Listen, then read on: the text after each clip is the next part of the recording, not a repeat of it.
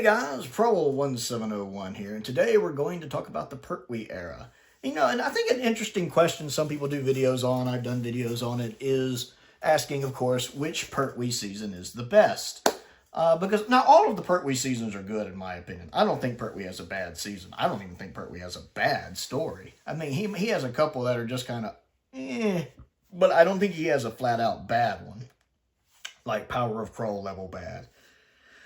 But I don't think he has a bad season either. Granted, I don't think Tom has a bad season as well.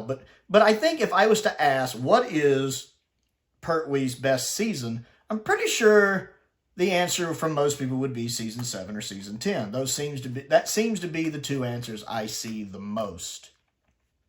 Is 7 and 10. Sometimes 8, but usually 7 and 10. So let's take those out of the equation. Let's say, let's take season 7, season 10, put them over here, and let's look at seasons 8, 9, and 11. Now, my question to you is, out of seasons 8, 9, and 11, which one do you think is the best? And what order from worst to best would you place them? And that's a little trickier, I think. Again, I don't think any of them are bad. I think season 11 is underrated. I don't know why. Maybe it's because Delgado is passed by this time. Unit is not, people tell me Unit's not featuring as much, but Unit's in, 2 of the stories? 2 of the 5 stories you have Unit, so you get a fair amount of Unit. You're kind of like season 10 and season 9, really. But I like, first off, you have the Time Warrior, the Doctor's only historical, best story of the season, great introduction to Sarah Jane. Maybe that's part of it too, is it has Sarah instead of Joe. And while I know people love Sarah, people tend to think of Sarah more with Tom. Whereas I like Sarah and John. I like Joe and John, of course. And that is his kind of his main companion you think about with John. I also like Liz with John, Liz Shaw. But I think Sarah and John go off each other real well. I think John Pertwee and Elizabeth Sladen had good chemistry. I like the Time Warrior. Great introduction to the Suntarans. A story by Bob Holmes. Some great location footage. I like the kind of human villain, the Groff, whatever he's called. I like him. I enjoy the story. I also like the human scientist, the one that wears the glasses, that loses his glasses. I like it. We get a little bit of the brig in it as well. Invasion of the Dinosaurs. I think most people will agree it's a good story. The effects look a little rough in places. I agree with that. And I'll admit that to me, the spaceship stuff is a little silly. Like, the fact that these intelligent people actually believe that, maybe even smart people were just more gullible back then. I take that back, smart people. These rich, snobby people, I shouldn't be calling them smart people. They're pretty gullible today, too, to be honest. But still, I find that part a little bit of a stretch. But, I let it go. Other than that, I like the story. I like the stuff going on with Yates. It's kind of surprising, but it's interesting what they do with that. I do think Invasion of the Dinosaurs is a really good story. Plus, it's got Carmen in it, and I like seeing Carmen. I love Hello, so it's nice to see Carmen. And, of course, she's also in Celestial Toymaker. Death to the Daleks, I find it an underrated Dalek story. I like the guest cast. I like the Dalek design. I enjoy this story. I like the alternate means of fire. Some of the Dalek voices are a little not much. I'm not a big fan of Michael Wisher voicing the Daleks. He's a much better Davros. But I still enjoy this one. Even the Monster of Peladon, which has its problems, I like. One of the main reasons is it's some of the best characterization and best writing Sarah Jane ever gets in the classic series. And I love Sarah Jane, but I love the way she's written here. You really see her, how much of an independent person she is in this. I love her. I like her hairstyle in this, like her leather jacket. I feel like very seldom in Classic Who is she ever written as well as she is here. That's a big thing for me. I also like the girl playing the queen of the planet. I think she's really good. I think John is good in this. I think it's got a few good cliffhangers. I think the story's too long at 6 parts. I do feel like it's a bit of a retread of Curse of Peladon, to be honest. Curse does it better because it does it in 4 parts. And I also do like the fact it's got the guy playing the engineer, the one that turns out to be a traitor. I think he's also in the Space Pirates. He's in some other Doctor Who's from the black and white era, I know. I like him. Even though I knew immediately I didn't trust him, I like him. Also, the hairdo, the kind of badger hairdo, that needs to go. We're going to do a special edition where we change the hairdo, because that's pretty bad. But it's a mixed bag. But I do enjoy this one, especially for how well written Sarah Jane is in it. And then Planet of Spiders, which is arguably the weakest of the season for me. It's not bad, though. It's okay. I feel like for a regeneration story, it should have been better. But I do like the fact that Pertwee gets his land, air, and sea chase, one final last chase. I love that. I do enjoy his confrontation with the Great One. I feel like Sarah, it's dumb that she lets the spider on her back there. Sometimes they write Sarah very not good. And I love the fact, though, that Mike Yates gets his redemption arc. And the guy playing the kind of slower guy, the one that gets smarter, I like him too. I can't remember if he lives or not. It's been a long time since I watched Planet of the Spider. It's just it's not one that has a strong rewatchability for me, honestly. It's not one I go back to a lot. But I like the actor playing him. So a mixed bag. But I do think you have a strong season there. Time Warrior is definitely top tier Doctor Who. Invasion of the Dinosaurs has mostly top tier writing. Some of the location work looks really good too. I think Death to the Daleks and Monsters of Peladon are underrated, and Planet of Spiders is just kind of in the middle. And then you have, of course, Season 8, which is probably the one I think a lot of people would pick as the best of the three. It is a solid season. It is very much a soft reboot after Season 7, where everything's made a little more family-friendly. Unit feels less like a military organization and more like a family now, honestly. You have the introduction of the Master, and Robert Delgado is great. Like Roger. Why did I call him Robert? Roger Delgado. Yep, that kind of day. Roger Delgado is fantastic. He is my favorite Master, after all. He is absolutely good here. Now, some people would argue you didn't need him in every story, and I can see that, but he's great in every story. I love the fact in Colony in Space, you're finally like, oh, okay, we don't have him in this one, and then it's like in episode 4, halfway through the story, he pops up, and you're like... And he's great in all the stories. And you have a nice little variety of stories. Terror of the Autons, which is kind of a sequel to Spearheading from Space. Robert Holmes, great introduction there. Bob Holmes. I like Spearhead slightly better, but it's still good. Great introduction to the Master. Love the Master's very first scene. One of his best scenes ever. And then Mind of Evil is my favorite from the season. The one story that really is a throwback to Season 7. Which it's also written by the same guy who wrote Inferno, and you guys know I love Inferno. I love how it's darker and deals with a darker subject matter. Really, the only problem with Mind of Evil is that I wish the colorization was better. I mean, it's a miracle we have it in color at all, I know, and I'm grateful we have it in color.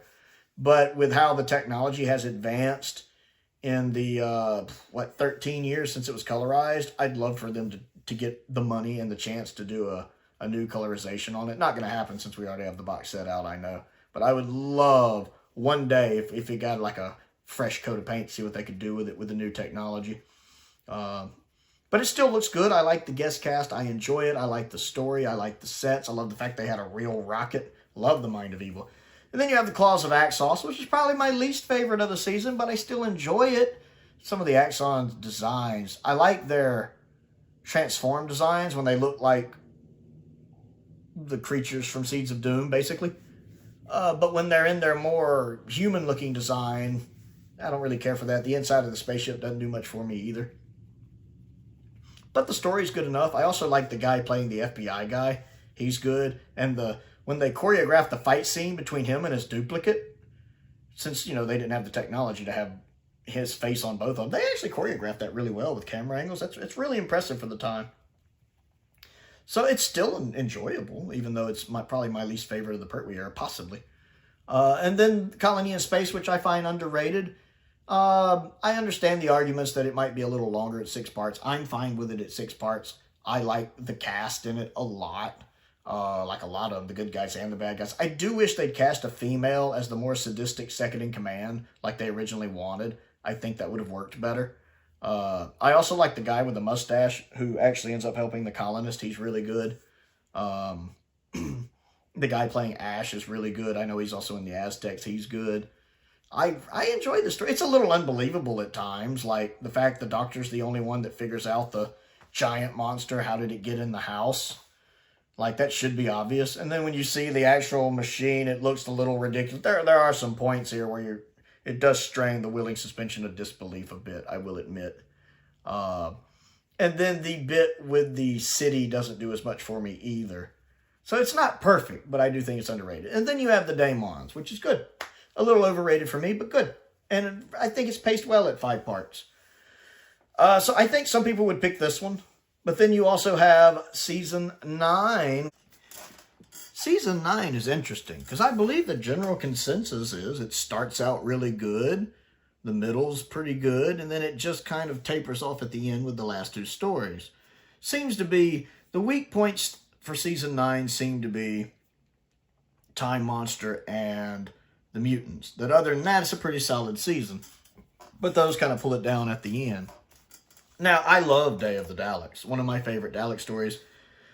Especially the special edition, which seems to be the default version. I love the fact that the version of it they put on YouTube was the special edition. I love the fact that even they seem to acknowledge that's the definitive version of it. Because anytime they post any other stories that have optional updated effects on YouTube, they just do the original effects. They don't post the updated effects. They post the original version. Day of the Daleks is the one where they gave us the special edition.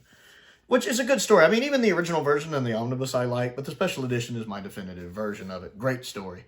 Curse of Peladon is good. Now, I don't think Curse of Peladon is, like, great. I don't think it's S tier. I don't even know if it's A tier, but it's good. I enjoy it. David Troughton's great. It knows it only needs to be 4 parts. That's an advantage it has over Monster of Peladon, which is too long at 6 parts. Should have been a 4-parter.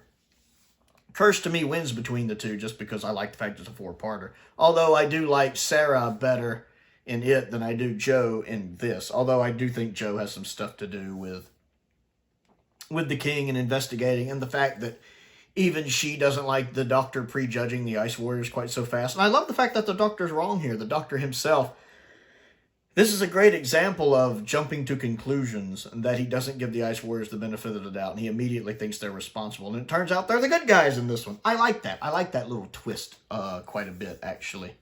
And then we have the Sea Devils, which I like. I don't like the Sea Devils as much as some people do. Like, I know one of my fellow YouTubers, Paul, who I think that's his favorite story of the season. He loves the Sea Devils. I like the Sea Devils, but I'm not as enamored with it as I used to be. It's good. I don't even know if I'd put it in A tier. B tier, edging into A tier. Like, maybe between B and A tier. It's good, though. It tells a concise story. And I love the Sea Devil design.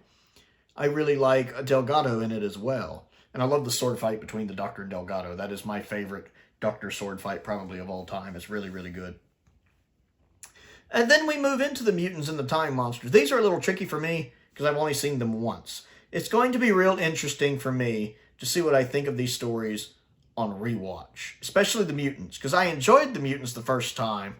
But a lot of it was, ooh, I wonder what's going to happen next. I remember being on episode 3 and thinking, how are they going to make this 6 parts? It seems like it's going to wrap up in episode 4, and then more stuff happened. And I was like, okay, that's pretty clever. Plus, some of the casting is good. The guy who plays Biggs in Star Wars is good in this. Gavin, is that his name? He's good in this. And the guy who plays the kind of main antagonist, the kind of chubby guy with the mic he talks into, he's really good in that, too. I really liked him a lot in that. So, I like the cast in it. The effects of people changing are pretty good. It's got a couple nice cliffhangers. The effect at the end when the Gavin does his, like, butterfly thing is a pretty neat effect. Kind of reminds me of Light from Ghostlight. So I enjoyed it on first watch. It also has some rough effects, like the Doctor's in that one area where everything looks all psychedelic. I'm curious to see what I'll think of it on rewatch. I don't know if it needed to be 6 parts. We'll see how it is on rewatch. Time Monster I enjoy. Time Monster I did enjoy. Ingrid Pitt is awesome. The King, the guy playing the King, is awesome in it. I like Delgado in this. We get Terry Walsh. Love it when I get to see some Terry Walsh. Some good stuff going on in this. I don't know if it needed to be 6 parts. It certainly isn't as good as, like, say, the Daemons. It's not the cliffhanger the Daemons or the Green Death are. So I'd definitely call it the least effective cliffhanger, or season finale. Probably the weakest season finale of the Pertwee era. But I still don't know if I necessarily call it bad. I don't think it's a bad story. I think it's okay. I need to rewatch it, actually. The bit with the Minotaur, despite being David Prowse, I think was a little unnecessary, but nothing's perfect. I'll be curious. I really think my opinion of Season 9 as a whole will depend on when I rewatch those stories at some point. Because I'm just not one of these people that can rewatch a story like 10 times when it comes out. Some of these other YouTubers, You know, I'll be watching them right when, say, a new episode airs of Modern Who, and they'll be like, I've watched it 17 times already, and I'm sitting over here going, 17 times? How? I don't get how some of these people can watch a story like 6 or 7 times in a week. I can't do that. I can't do that. Like, I'll watch it the one time, and then I'll kind of catch it again because I like watching reactions on YouTube, so I kind of catch the story on repeats with that, I guess. But I don't have that urge to just immediately rewatch it again. I did a little bit back when I was younger, like when Tennant and Smith were the Doctor. I could watch something 2 or 3 times in a week, maybe. But I can't do that now. You know, like I said, I've seen The Mutants and the Time Monster once. I watched them back when the box set first came out. That's almost 2 years ago. Maybe I'm getting ready to take another stab at them. We'll see. So it's really hard for me to pick a favorite because of that. I just don't know. I think I'd put season 8 in last place, which sounds a little sacrilegious, but between 9 and 11, it's going to depend on my rewatch of those 2 stories, honestly, from season 9. Because I like all 3 of them. I like all of the Pertwee era. But it's really hard for me to pick. I would probably put 9 and 11 above 8. But I just don't know. I just don't know. And I guess I need to rewatch Monster of Peladon again, probably too, to be honest. I'll be glad when that season 11 box set comes out eventually. Probably a couple years from now. So I want to know what you think. How would you rank seasons 8, 9, and 11? Those don't get talked about enough in rankings because everybody usually goes with 7 or 10. Comment down below and let me know your thoughts on it. All the other fun stuff, links to the Patreon down in the description, links to the Amazon wish list, links to the Amazon UK wish list. My P.O. box is down there as well. Check all that fun stuff out. I want to give a shout out to some of my top tier patrons, Colin Coney, Sam Venning, Unknown289, and Finn Perkins. I appreciate their support as I do the support of all of my patrons. It's very much appreciated. Most importantly, thank you for watching.